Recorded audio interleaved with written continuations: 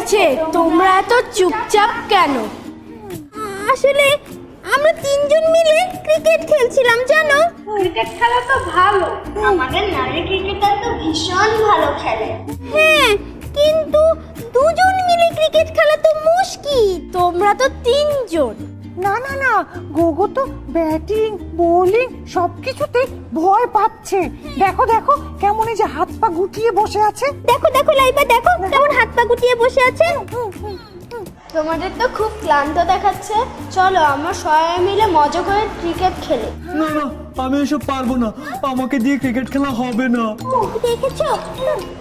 ওর কাণ্ড দেখে তো আমার একটা সুন্দর কবিতার কথা মনে পড়ে যাচ্ছে।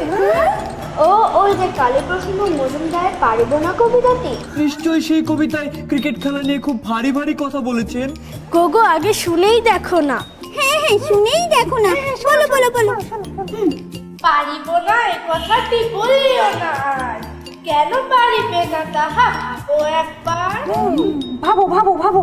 পাঁচজনে পারে যাহা তুমিও পারিবে তাহা, পারো কি না পারো করো পরক তাহার, একবার না পারিলে দেখো শতবার। দেখো দেখো শতবার দেখো।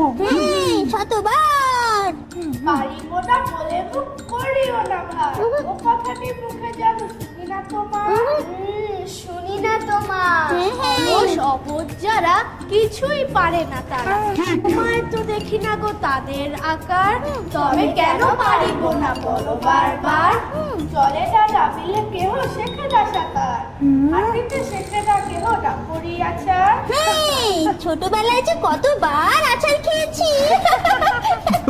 তারপর তারপর সাঁতার শিখিতে হলে আগে তবে নামো জলে, আছাড়ে করিয়া হেলা হাঁটো বারবার, পারিব বলিয়া সুখে হও অগ্রসর। পারবি পারবি, তোমাকে পারতেই হবে। পারিব না এ কথাটি বলিও না আর, বলিও না আর, বলিও না আর। হ্যাঁ, পারিব না এ কথাটি বলিও না আর, বলবো না বলবো না, আমরা এখন খেলবো। লেটস সি, একটা সেঞ্চুরি মারতে হবে, একটা হ্যাট্রিক আর কয়েকশো ক্যাচ ধরতে হবে। চলো খেলবো খেলবো, আমি খেলবো, আমি রাজি আছি। ঠিক আছে।